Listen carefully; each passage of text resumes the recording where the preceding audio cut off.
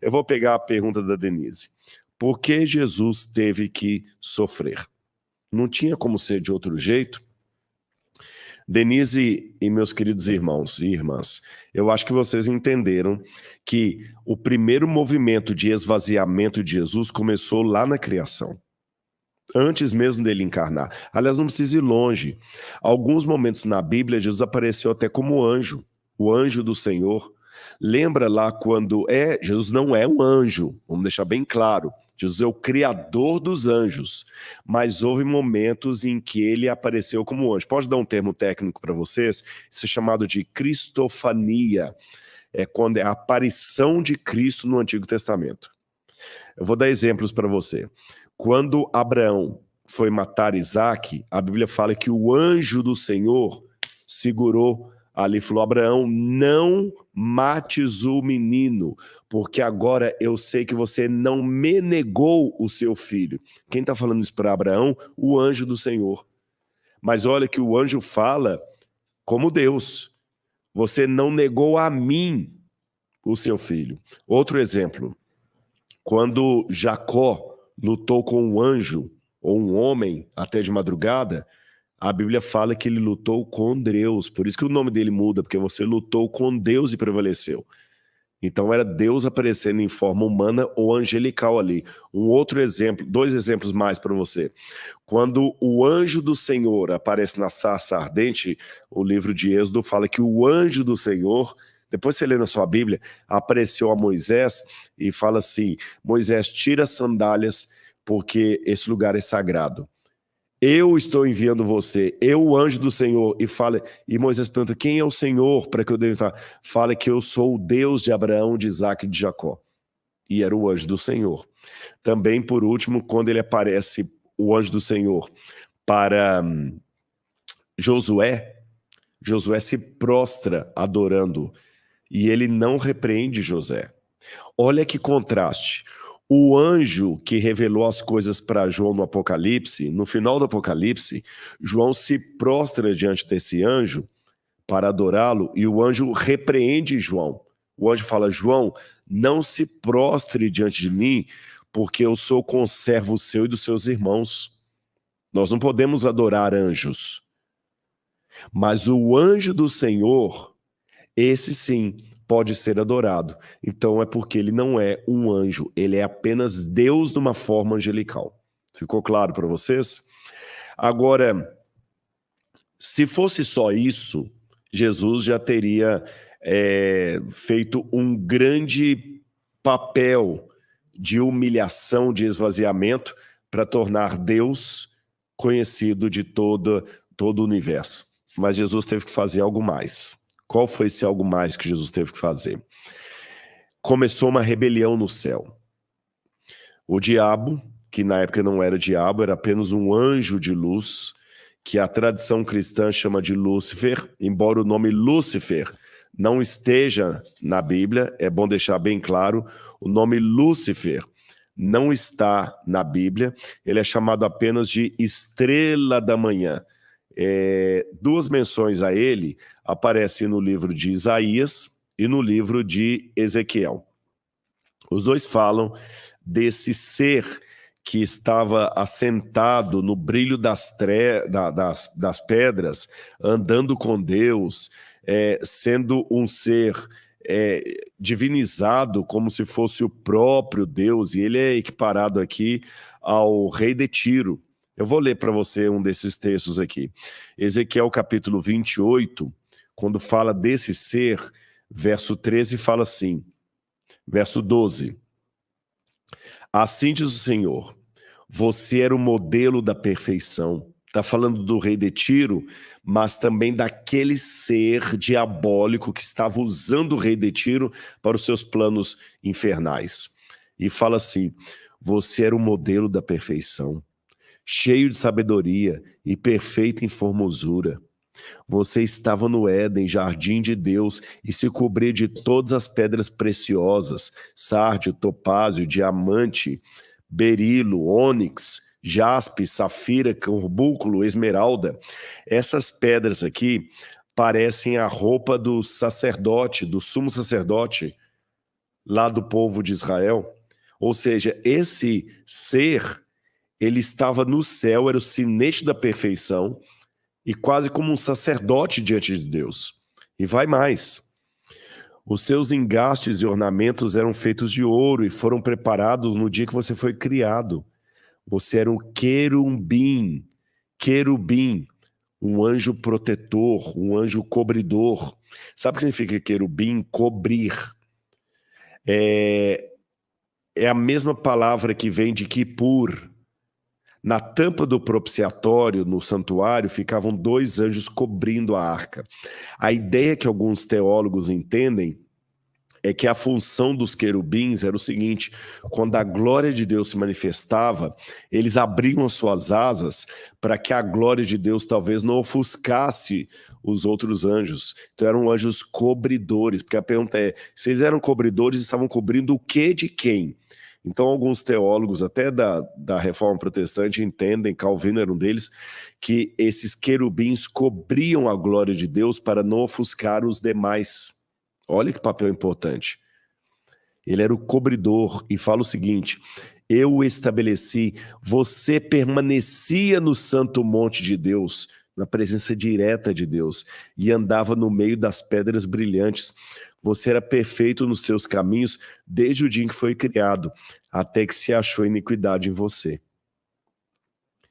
Aí diz o seguinte: na multiplicação do seu comércio você se encheu de violência e pecou. Por isso, ó querubim da guarda, eu o profanei, o lancei fora do santo monte de Deus e o expulsei do brilho das pedras, porque você ficou orgulhoso por causa da sua formosura. Então Lúcifer começou uma rebelião no céu contra Deus. E essa rebelião, como eu falei, Lúcifer é o nome do latim, Luciferus, portador de luz. Nós não temos esse nome na Bíblia. Nós temos sim, no livro de Isaías, fala de ó estrela, como caíste do céu, ó estrela da manhã, que os teólogos latinos traduziram estrela da manhã como Luciferus, aquela estrela d'alva que carrega a luz. Então esse Lúcifer, esse anjo cobridor, esse querubim, começou uma revolta no céu. E ele não ficou sozinho. Apocalipse, capítulo 12, fala do dragão, compara esse ser rebelde como sendo o dragão, e fala que a sua cauda arrasta a 1/3 das estrelas do céu que ele levou consigo. E fala também de uma luta que teve no céu, de Miguel e seus anjos, expulsando do céu o dragão e seus anjos. E fala, o dragão é o diabo, a antiga serpente e Satanás. Então, quando Lúcifer começou a rebelião no céu, ele certamente colocou dúvidas sobre o caráter e a idoneidade de Deus. Jesus diz que ele foi mentiroso desde o princípio. Jesus fala, eu vi o diabo caindo do céu como um raio.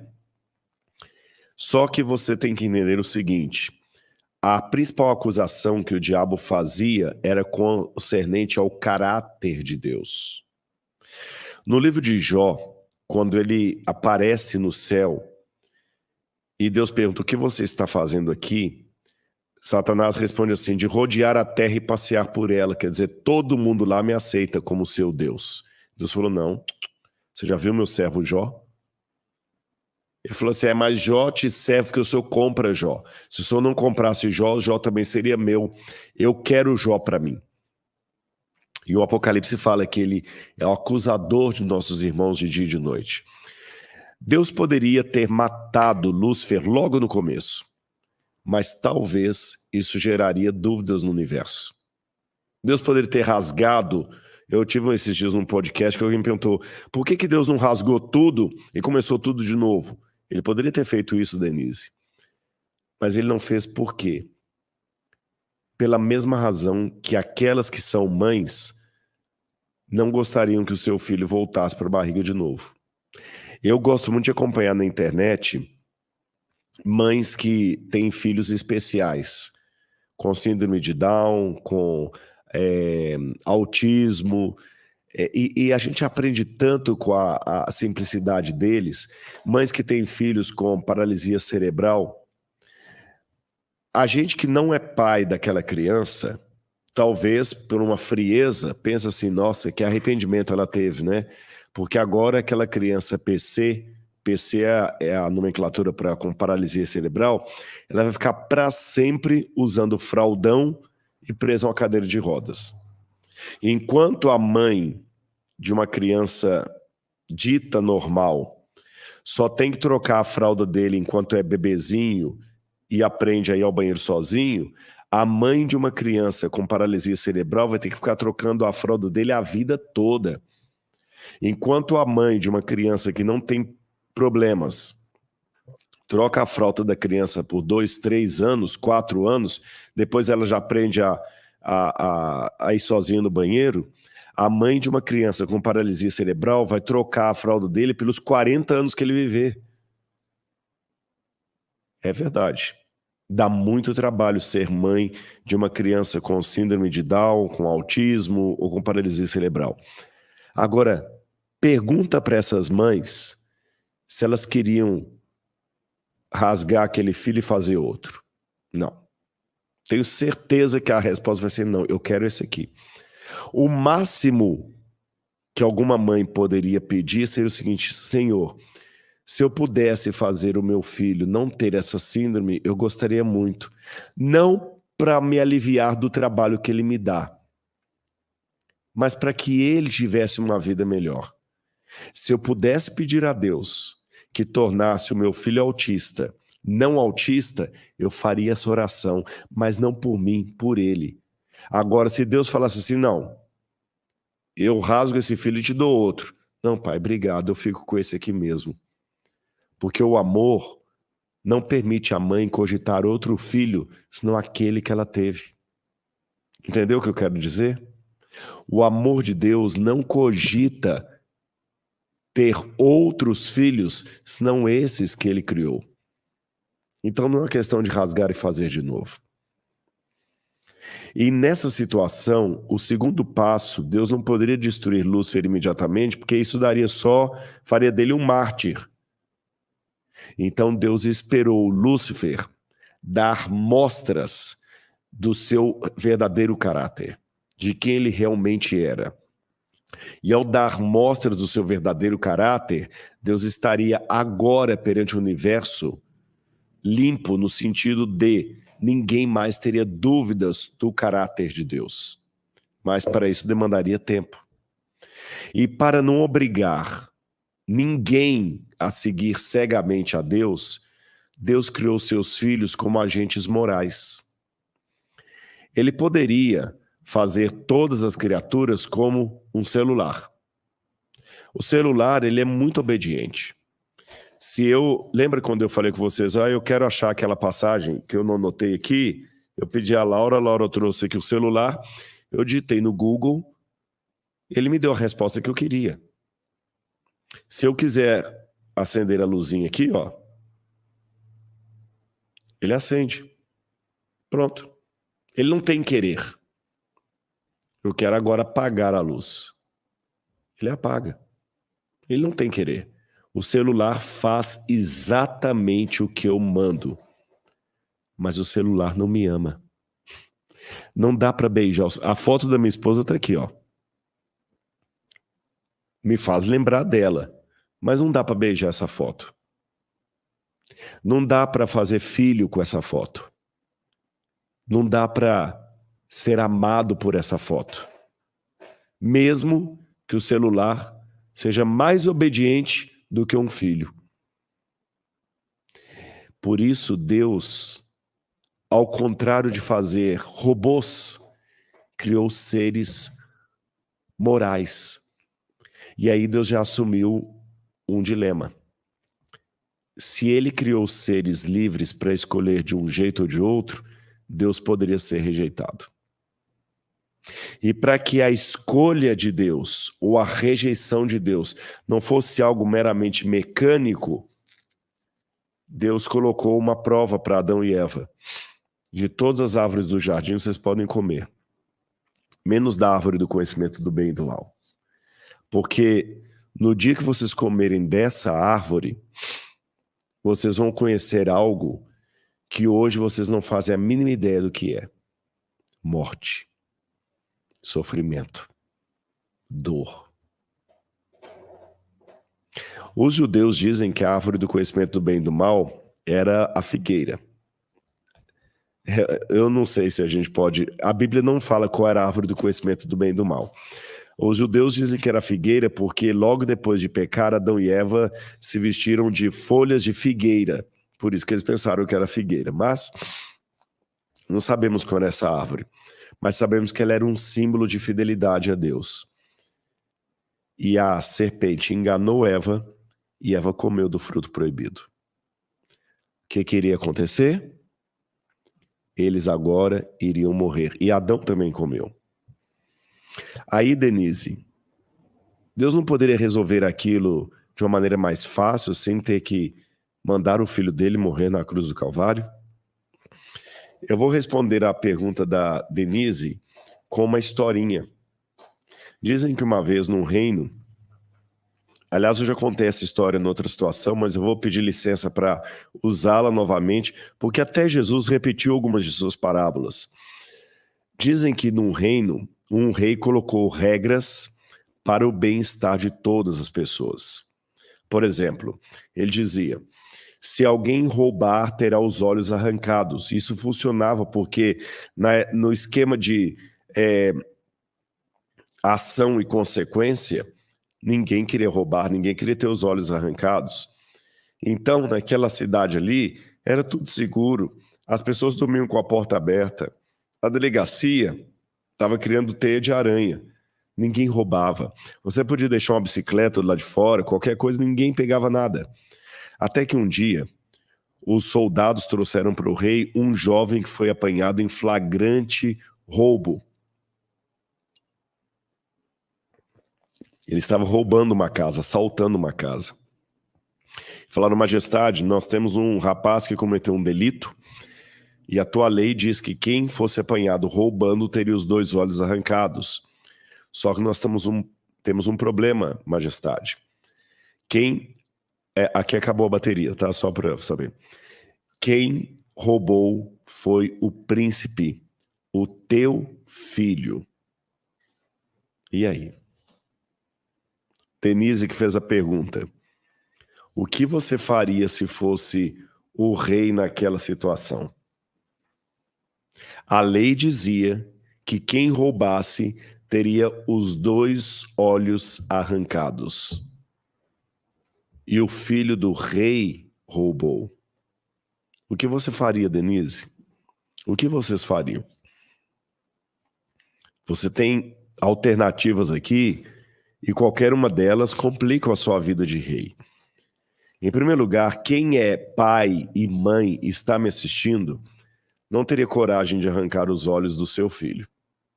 É meu filho, como é que eu vou fazer um negócio desse? Para piorar a história, imagine o filho implorando pelo perdão. Mas se você escolhe não arrancar os olhos do seu filho porque o seu filho está pedindo perdão, sabe o que os súditos vão dizer?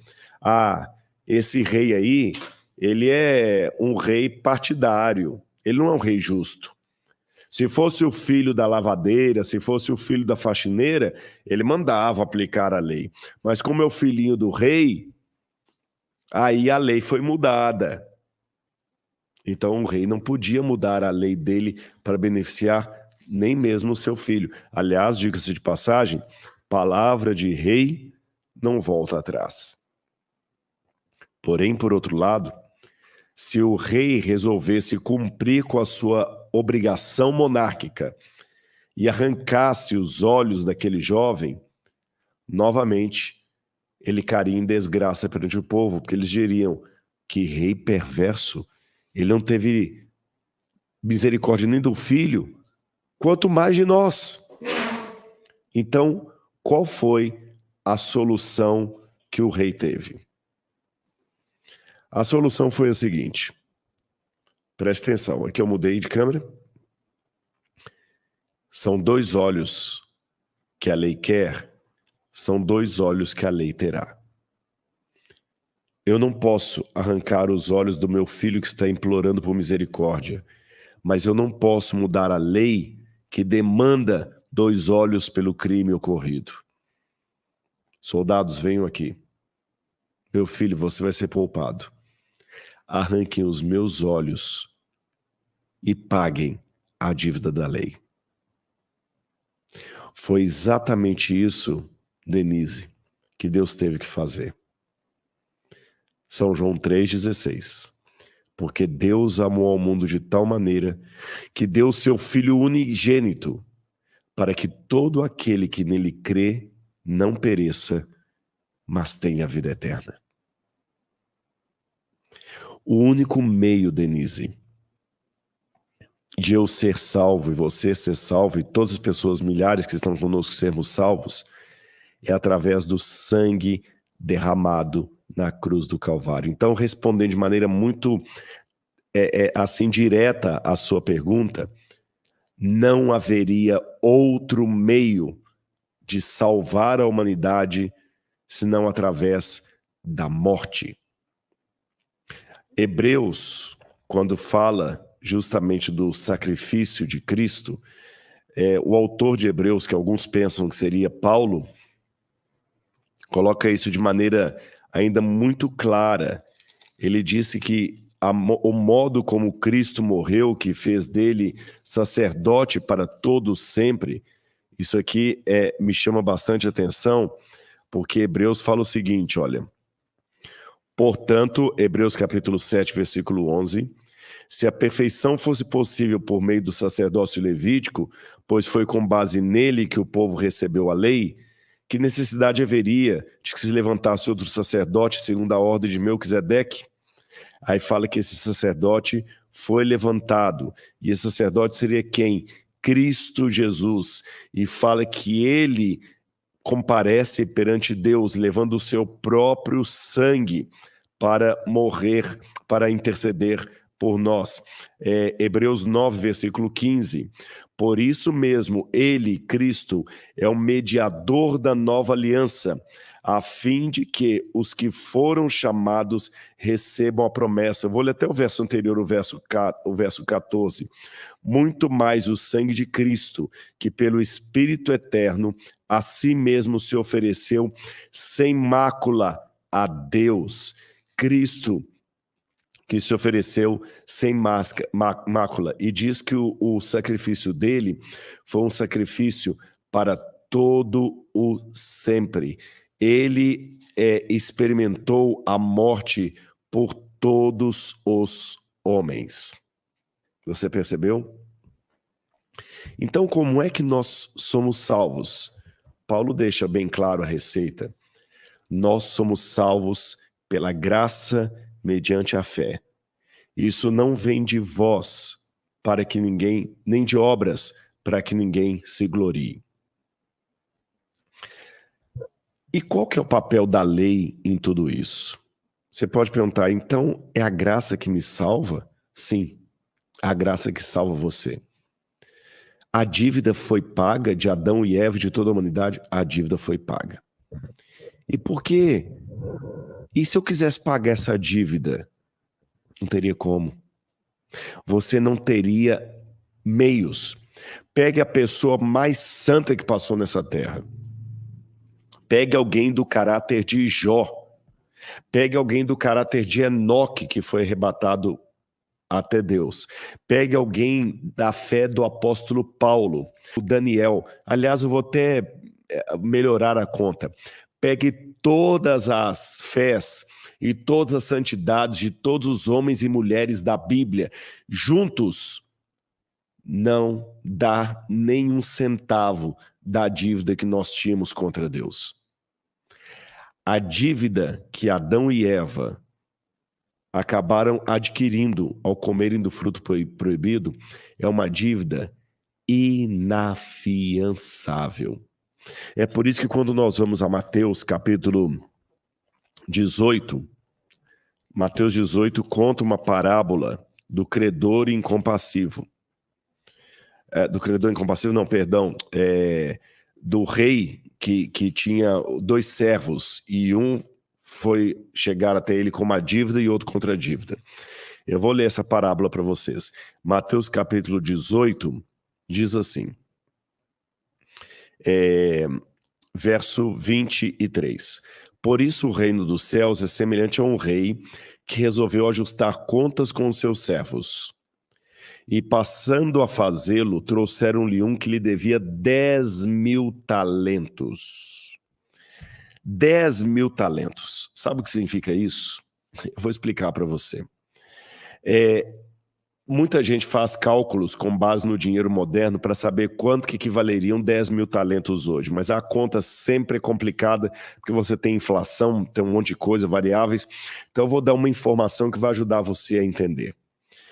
Se eu ajuntasse, anota aí a conta, se eu ajuntasse todo o imposto recolhido anualmente por Roma, olha bem, se eu juntasse todo o imposto recolhido anualmente por Roma nas províncias da Judeia, Pérea, Samaria, Idumeia e Galileia. Olha bem o que eu fiz, olha a conta que eu estou fazendo. Quanto que o rapaz devia mesmo para o rei? 10.000 talentos, correto? Se eu ajuntasse e somasse os impostos anuais que os romanos cobravam na Judeia, Idumeia, Pérea, Galileia e Samaria, sabe quanto de dinheiro eu conseguiria levantar? Chuta. 800 talentos. 800 talentos. E aquele servo devia para o rei 10.000 talentos. 11 ou 12 vezes mais. Eu pergunto a vocês, quando é que aquele servo poderia pagar o seu senhor? Nunca. Nunca. Mas ele era tão tolo, aquele servo, que olha o pedido que ele fez de acordo com a parábola de Jesus. Eu vou ler agora o verso 25. Não tendo ele, porém, com o que pagar, óbvio, não teria. É como se um trabalhador de um salário mínimo devesse aí 10 bilhões de dólares para um governo. Nunca ele ia pagar. Não tendo ele, porém, com o que pagar, o senhor desse servo ordenou que fossem vendidos ele, a mulher e os filhos e tudo que possuía, e assim a dívida fosse paga. Porque a única forma de pagar a nossa dívida é se Adão, Eva e toda a humanidade fosse direto para o inferno, no lago de fogo e enxofre. Aí a dívida seria paga, mas ninguém seria morto, ninguém seria salvo. Tá bom? Tá bom. Vocês pecaram. O que a lei dizia? Quem pecar deve morrer. Toda alma que pecar, essa morrerá. O dia em que derem comer do fruto proibido, vocês morrerão. Então eu tinha que matar todo mundo. Eu não poderia nem estar aqui conversando com vocês. Mas, olha o que diz no seguinte, no verso 26. Então o servo, caindo aos pés do Senhor, implorava: tenha paciência comigo e pagarei tudo ao Senhor. Gente, que pergunta, que pedido mais idiota. É um pedido de alguém que está desesperado mesmo. No grego, tem até um termo contábil aqui, ele fala assim, tenha paciência, afesis em grego. Rola a dívida. Quando é que ele ia poder pagar? Nunca. Mas ele pediu um prazo. Mas olha o que a Bíblia fala. E o senhor daquele servo, compadecendo-se dele, mandou-o embora, perdoou-lhe a dívida. Aliás, aqui que é a palavra fecis. A fecis é cancelamento de dívida. Quando ele pede tenha paciência, é macrotumazon. É outra palavra, um palavrão enorme, né? Mas diz que o Senhor, compadecendo-se, mandou embora, perdoando-lhe a dívida. Então, meu irmão, coloca uma coisa na sua cabeça. Não adianta você fazer obra de caridade, não adianta você ser bonzinho, não adianta você fazer um monte de promessa para Deus, porque as boas obras que você faz não garantem nem um níquel da dívida que nós temos contra Deus. A única forma dessa dívida ser paga é se Cristo morresse por nós na cruz do Calvário. E a cruz que Cristo morreu, a morte que Jesus morreu na cruz do Calvário, não foi uma morte meramente humana. Hebreus fala que ele experimentou a morte por todos os homens. A morte que Cristo teve na cruz do Calvário foi a morte eterna. Aquela morte, não a morte que nós vamos ter pela consequência do pecado, aquela morte a qual nós estávamos condenados. Quando ele gritou, Deus meu, por que me desamparaste? Elahi, Elahi, lama sabachthani. Em aramaico, por que o Senhor me desamparou? Cristo recebeu ali a ira de Deus. Não porque Deus estava chateado com Jesus, é porque ele estava recebendo na cruz o castigo que nós deveríamos receber. Olha o que diz Isaías capítulo 53. Quem creu em nossa pregação e a quem foi revelado o braço do Senhor, porque foi subindo como renovo diante dele, e como raiz de uma terra seca, não tinha boa aparência nem formosura. Olhamos para ele, mas não veio a beleza que nos agradasse. Ele era desprezado e o mais rejeitado entre os homens, homem de dores e que sabe o que é padecer. E como um de quem os homens escondem o rosto, era desprezado e dele não fizemos caso. Certamente ele tomou sobre si as nossas enfermidades e as nossas dores levou sobre si. Então você quer ser salvo hoje? Eu vou te dar a receita. Aceite a Jesus como seu salvador pessoal. Ponto. E que mais, Rodrigo? Não tem mais. Mas não tem mais. Eu gostei muito da fala, eu já até disse isso numa das lives que eu fiz aqui, de um pastor, eu não sei se foi o pastor Porcela, creio que foi ele, se não foi, peço perdão. Foi um outro pastor na internet que ele falou assim, todo o ensino de salvação que coloca o mais depois da morte de Cristo e da graça é herético. Se eu disser para você assim, para ser salvo você tem que aceitar a Jesus, mas frequentar uma igreja. Opa, heresia. Você não tem que aceitar a Jesus e ir para a igreja.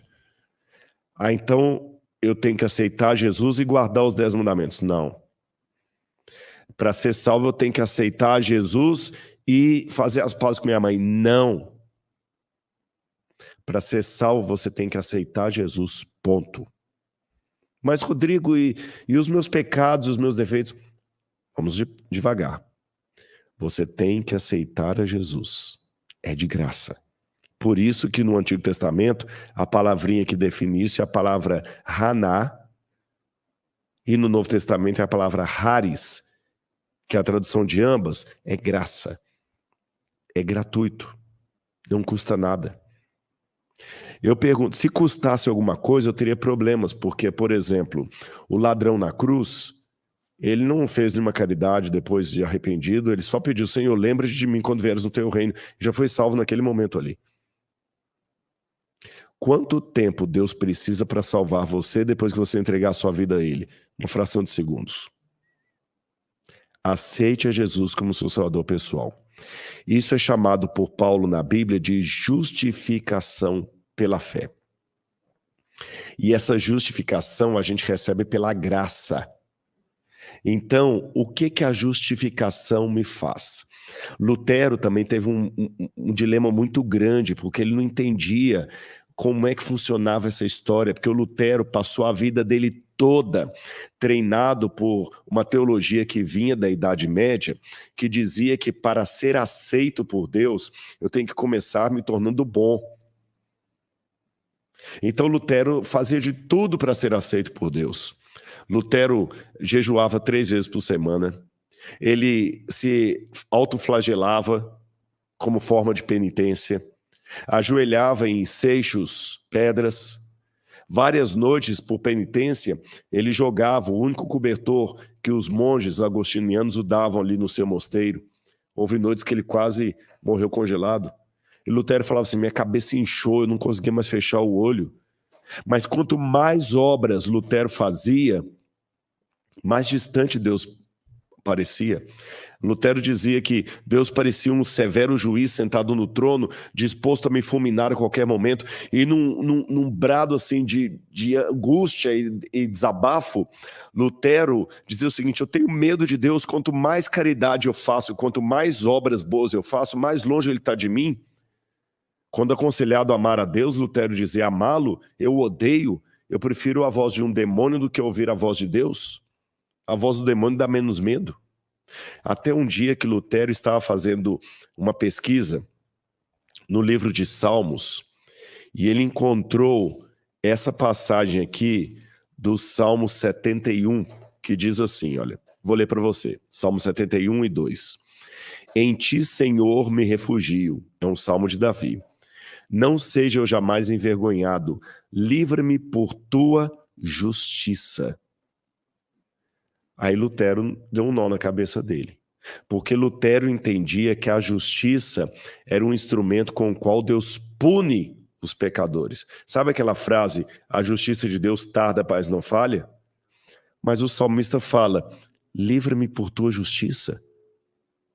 Como é que a justiça pode me livrar se ela é um instrumento com o qual Deus me condena?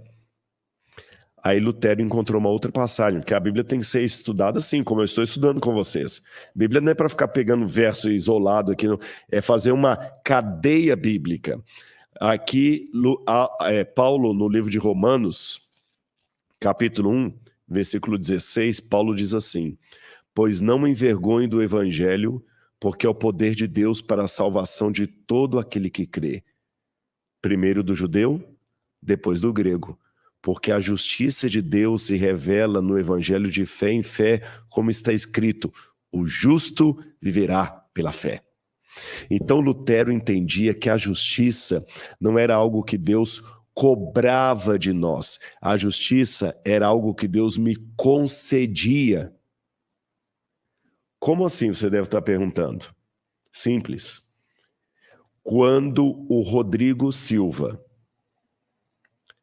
tem o nome dele ou o rosto dele passado diante de Deus, Deus não olha para o Rodrigo, Deus olha para Jesus. A justiça de Cristo é imputada a mim. Eu me torno justo perante Deus. E os meus pecados, Rodrigo? Ele é fiel e justo para nos perdoar os pecados e nos purificar de toda injustiça. Ele é fiel e justo para nos purificar os pecados e nos livrar de toda injustiça. Então, as vestes de justiça de Cristo, tem uma passagem que você pode ler depois, do profeta Zacarias, que fala do sacerdote que estava com vestes sujas. Nós temos vestes sujas, a nossa justiça, diz Isaías, é trapo de imundícia. Essa expressão no hebraico, trapo de imundícia, é pano sujo de sangue de menstruação. A minha justiça e a sua não vale nada, mas a justiça de Cristo é colocada em mim. E eu aceito essa justiça, de acordo com Paulo, pela fé. Ponto, só isso. Então, se eu hoje fui justificado pela fé, se eu morrer hoje, eu morro salvo em Cristo Jesus. Não tem uma lista de coisas a serem feitas, de modo que se eu cumprir só 50%, eu estou perdido. Agora, uma vez justificado, tem uma segunda etapa da minha vida, não da minha salvação, da minha vida. Que a minha salvação está na justificação, que eu recebo pela graça mediante a fé. Então eu sou justo. Eu, Rodrigo, sou justo. E não é nenhuma petulância, nenhuma arrogância. Essa é a segurança do crente. Por que eu sei que eu sou justo? Porque Jesus é justo e a justiça dele é dada a mim. O Apocalipse fala, bem-aventurados aqueles que lavam suas vestiduras no sangue do Cordeiro para que tenham acesso à árvore da vida no paraíso de Deus. Tá certo? Eu recebo a justiça de Cristo e você pode receber hoje também. Ah, Rodrigo, desculpa, você está aí falando, você não sabe o que eu sou, você não sabe o que eu fiz, você não sabe o que Jesus morreu por você. Ele perdoou Pedro depois de ter negado a Jesus. Paulo foi um camarada que perseguiu a igreja de Deus. No Antigo Testamento, você tem reis como Manassés, terrível, que se arrependeu e Deus o perdoou. E aí, Rodrigo, uma vez que eu sou salvo, o que acontece? Aí entra o seu andar com Jesus. Paulo fala que nós passamos a ser crucificados com Cristo, o nosso velho eu vai morrendo. Mas engraçado, Paulo não diz que nós somos guilhotinados com Cristo, somos crucificados com Cristo. E a morte de cruz não era uma morte instantânea, ela era devagar. Você vai devagar matando a sua velha natureza. E você pode acabar caindo em pecado. Não é o ideal, mas pode acontecer. E se acontecer de você cair em pecado? Eu vou responder com a Bíblia. Olha o que diz aqui a primeira carta de João, quando ele fala do nosso advogado junto ao Pai. Primeira carta de João, capítulo 1, versículo 8. Olha o que João fala para pessoas que já estavam salvas. Se dissermos que não temos pecado nenhum, a nós mesmos enganamos, e a verdade não está em nós. Aí aquele versículo que eu já citei. Se confessarmos os nossos pecados, ele é fiel e justo para nos perdoar os pecados e nos purificar de toda injustiça. Capítulo 2. Meus filhinhos, escrevo-lhes essas coisas para que vocês não pequem.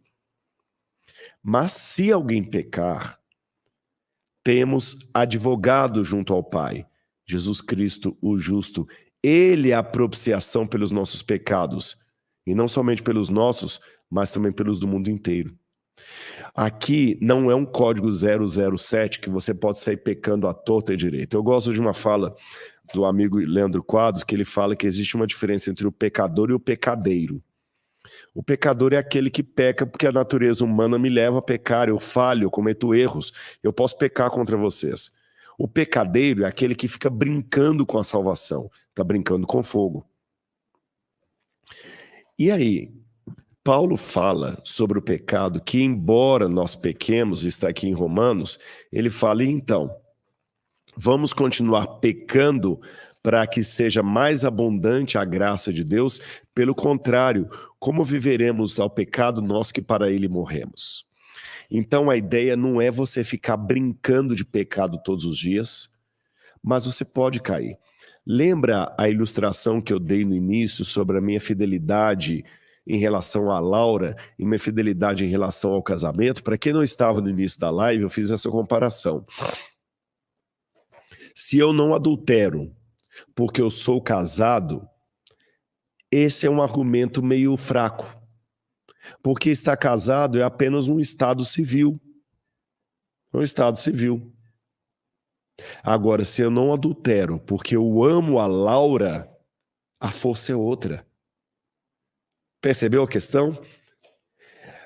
Eu não adultero porque eu amo alguém que eu não quero machucar. Isso é mais forte do que dizer eu não adultero porque eu sou casado. Porque na primeira situação, eu estou tendo um pacto com uma ideia, com um estado civil, de cartório, papel aceito tudo. Na segunda, eu estou tendo base num relacionamento. Quando você ama a Jesus, você não vai ficar transgredindo os mandamentos de Jesus, não porque você tem medo do inferno. Por isso que eu detesto pregações que usam o inferno como moeda de troca para as pessoas irem para o céu. Irmãos, com todo respeito, eu não acho que o caminho é por aí. Pregadores que enfatizam o inferno para convencer a igreja a escolher o céu, estão apelando para o medo. Esses dias eu tenho um amigo que as filhinhas dele, para imitarem a mãe, colocaram um banquinho, no menino também, estava lavando o copo ali para ajudar a mãe. Felizes. lavando o copo para ajudar a mãe. Lavando tudo errado. Ela falou, lavou, deixou tudo engordurado, mas ela achou tão bonitinho, os três, querendo lavar a louça para ela descansar. Eles a viram lavando a louça e quiseram imitá-la e agradá-la e lavando a louça. Agora vamos imaginar uma outra cena. Aquela mãe que obriga o filho a lavar a louça e coloca uma correia, uma cinta ali em cima e fala assim, lava a louça todinho, eu vou conferir depois, senão eu vou te lapiar tanto que você não vai nem conseguir dormir de tanta dor. Ele também vai lavar a louça, mas pelo motivo errado. Ele não está lavando a louça por amor à mãe. Ele está lavando a louça por medo da cinta. Percebeu a diferença dos dois exemplos que eu mostrei para vocês? Perceberam a diferença?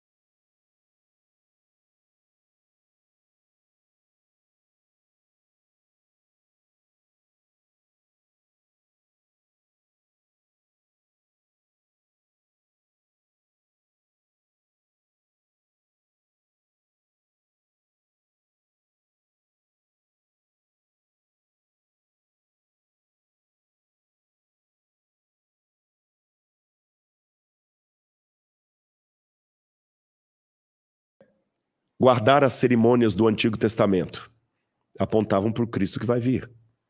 Circuncidar, por exemplo. O judeu circuncidava para marcar aquele que haveria de vir.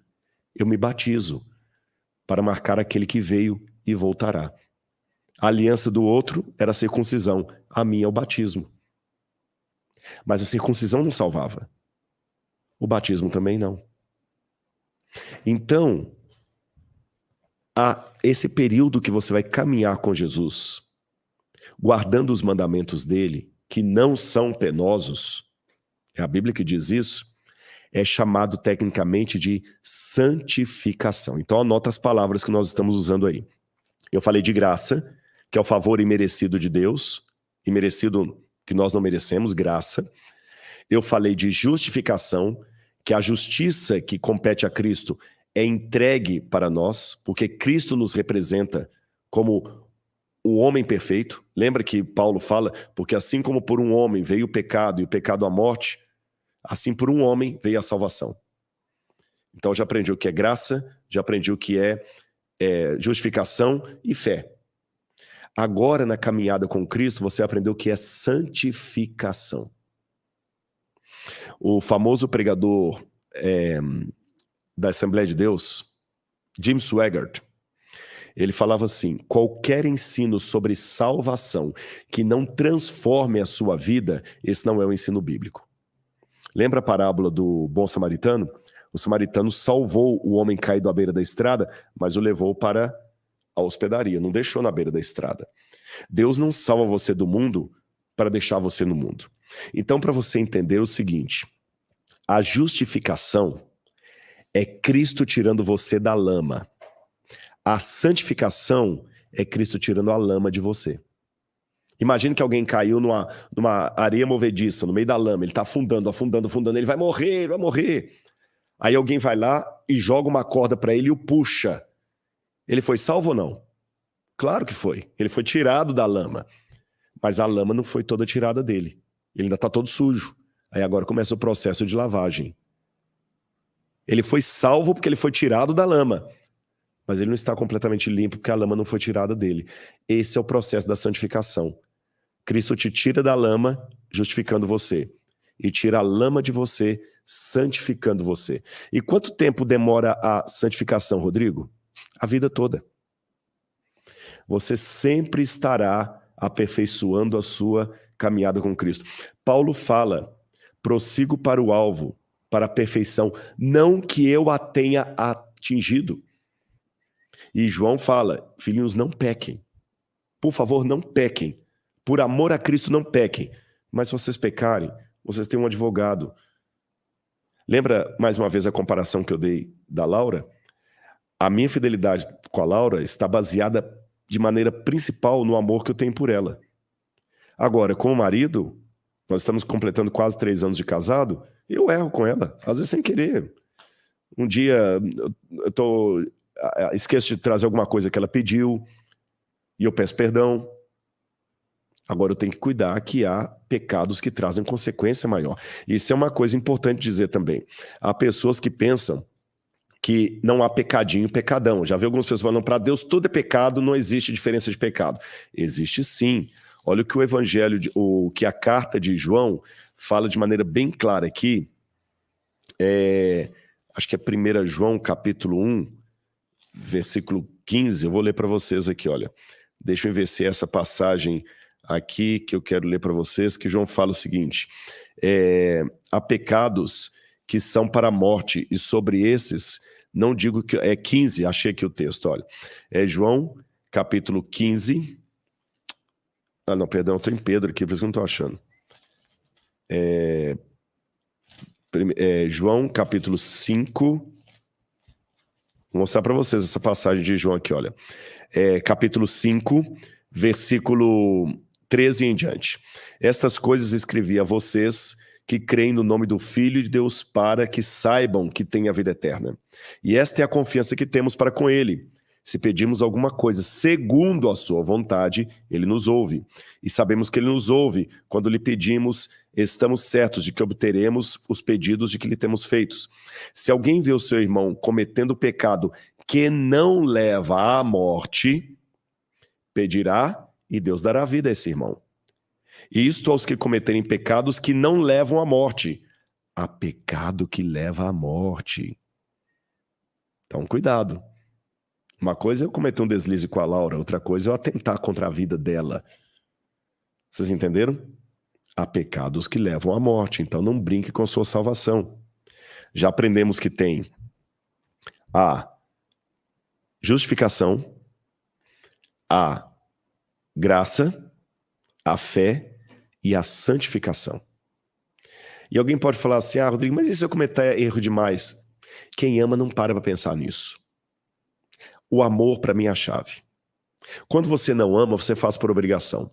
Mães que não amam, há casos de mães que não amam e pais que não amam. Tem pai aí que não vale nada. Tem pai que engravida a mulher e cai fora e deixa a mulher sozinha, criando a menina no mundo. Mas o pai que ama mesmo, se eu perguntar para ele assim, você tem coragem de agredir severamente o seu filho e provocar o mal nele? Nunca. Em sã consciência, nunca. Só se eu estiver dopado, sob efeito de drogas. Quando você ama, você nem cogita magoar a pessoa que você ama. Então, os mandamentos de Deus não são algo penoso, algo que vai trazer um fardo na sua vida. Lembra que Jesus falou, o meu jugo é suave e o meu fardo é leve. E olha o que ele diz aqui em Mateus capítulo 5, versículo 17. Ele diz assim, não pensem que vim revogar a lei ou os profetas. Eu não vim para revogar, mas para cumprir. Porque em verdade eu lhes digo. Aí alguém fala, então se ele cumpriu por mim, eu não preciso cumprir mais nada. Calma, você não precisa cumprir nada para ser salvo. Santo Agostinho tem uma frase no livro Confissões que ele fala o seguinte, nada de obras para ser salvo, mas tudo de obras para aquele que foi salvo. Anota isso aqui, as obras não são o meio, nem a causa da minha salvação, mas é o resultado dela. Eu não vou fazer caridade para ir para o céu. Mas uma vez que eu fui lavado no sangue do Cordeiro, espera-se que eu faça caridade. Vocês compreenderam? Você não vai amamentar um filho para ser mãe. Mas uma vez que você é mãe, espera-se que você amamente seu filho, a menos que tenha um problema fisiológico que não dê leite. Você não vai cuidar da criança para ser mãe, porque a babá pode cuidar também. Tá vendo qual que é o problema do legalismo? O problema do legalismo é que eu posso cumprir as mesmas obras da lei por motivo errado, para aparecer, para ser santo, para ser fariseu. Repito a comparação que eu fiz. Qualquer um pode cuidar de uma criança. Uma babá pode cuidar de uma criança, um estranho pode cuidar de uma criança, até alguém que raptou uma criança pode cuidar de uma criança. Não tem mulheres que raptam bebês aí na porta de hospital? Nós temos casos de 50 mil crianças que são raptadas por ano, isso é um valor muito alto. Aquela mulher que raptou a criança, ela não vale nada. Mas durante o momento que a criança está na custódia dela, ela dá de mamar, ela esquenta ali a chuquinha, dá para a criança beber, nina a criança, põe a criança para dormir. Ela cuidou da criança. Mas isso não faz dela uma mulher de caráter. Ela raptou a criança, ela é uma ladra, nem sei que nome dá para uma mulher dessa. Mas ela cumpriu obras. Ela deu mamar para a criança, enrolou a criança. Tá vendo que obra não torna você bom? Então, a mãe já faz a mesma coisa. Mas não para ser mãe, e sim porque ela é mãe. A mãe não embala a criança para se tornar mãe. Ela embala a criança porque ela é mãe. Você não vai amar o seu irmão para se tornar salvo. Você vai amar o seu irmão porque você foi salvo. Você não vai evitar adorar imagens de escultura para ser salvo. Você não vai adorar imagem de escultura porque você foi salvo. Você não vai adulterar para ser salvo. Você não vai adulterar porque você foi salvo. Você não vai adorar outros deuses diante de Deus para ser salvo. Você não vai adorar outros deuses porque você foi salvo. É diferente. E aí Jesus continua dizendo, porque em verdade lhes digo, até que o céu e a terra passem, nem o i, nem o tio jamais passará dali até que tudo se cumpra. O céu e a terra ainda não passaram. Aquele, pois, olha bem, aquele, pois, que desrespeitar um destes mandamentos, ainda que dos menores, e ensinar os outros a fazer o mesmo, será considerado mínimo no reino de Deus. Aquele, porém, que os observar e ensinar, esse será considerado grande no reino dos céus. Percebeu? Aquele que menosprezar o menor desses mandamentos e ensinar os homens a fazer o mesmo, é que vai ter problema. Mas eu conclamo a você, não procure fazer os mandamentos de Cristo porque você é membro de uma igreja, ou porque você tem medo do inferno. É porque você ama Jesus. E está consciente que o que você faz é um resultado da graça e não uma forma de comprar a salvação. Falta um último elemento para eu terminar a aula de hoje. A glorificação. Você já aprendeu o que é a justificação pela fé, já aprendeu o que é graça, já aprendeu o que é santificação, lembrando que a santificação dura a vida toda. Agora falta aprender a glorificação. O que é a glorificação? A glorificação será aquele maravilhoso dia, de acordo com o apóstolo Paulo, em que Cristo vier nas nuvens com poder e grande glória para levar a sua igreja, para levar o seu povo. E Paulo fala que nós seremos transformados no abrir e fechar de olhos, ao soar da última trombeta. E o nosso corpo de humilhação será revestido pelo corpo de sua glória. E teremos um corpo semelhante ao corpo de Cristo ressuscitado. Aí nós seremos glorificados, seremos parte daquela multidão de Apocalipse capítulo 7, que estava no mar de vidro diante do trono de Deus, todos de vestes brancas, com palmas de vitória na mão. Ali nunca mais pecaremos. A santificação não será um processo que pode ter altos e baixos, ela será linear. Não precisaremos mais pedir perdão, porque não haverá mais pecado. Não precisaremos mais chorar, porque não haverá mais pranto nem dor. Não precisaremos mais fechar os olhos para orar, porque estaremos falando face a face com Deus. Eu termino essa nossa live aqui com um apelo ao seu coração. Aceite a Jesus como seu salvador pessoal. Deixe Ele transformar a sua vida. Deixe Ele permitir que a sua graça dê a você o poder que em si mesmo você não tem nem nunca terá. Pare de fazer promessas. Deixe apenas o amor de Cristo entrar no seu coração. E se você está nesse momento passando por um grande dilema, por uma grande dificuldade, Deus vai estar com você. Apaixone-se por esse livro todos os dias. Todos os dias. Leia a Bíblia. Estude a Bíblia. Muitos aí disseram que são meus alunos no curso A Bíblia Comentada e sabem que, tanto no curso como na plataforma, eu não quero apenas passar conhecimento teológico. Eu quero passar uma experiência com o autor da vida. Sabe por que eu estou falando tudo isso?